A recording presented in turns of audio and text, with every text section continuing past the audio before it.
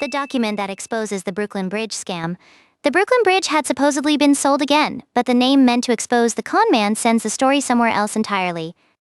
The familiar tale says George Parker tricked newly arrived immigrants into buying the Brooklyn Bridge, sometimes several times a week. It sounds like the perfect scam. A newcomer lands in New York, sees an opportunity, trusts a confident stranger, and walks away believing they have bought one of the city's most famous landmarks. Then the source check changes everything.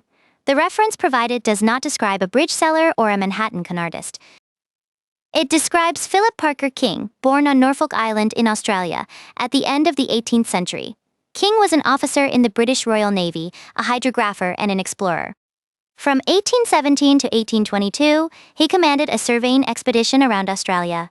Later, from 1825 to 1830, he led another expedition to southern South America.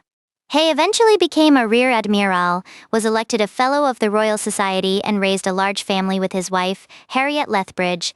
The document is about ships, maps, expeditions, and naval service. It does not record him selling the Brooklyn Bridge, meeting immigrants in New York, or carrying out a real estate con. The George Parker story may come from another source, another biography, or a legend repeated with changing details. But this extract cannot prove it. And that is the factual twist.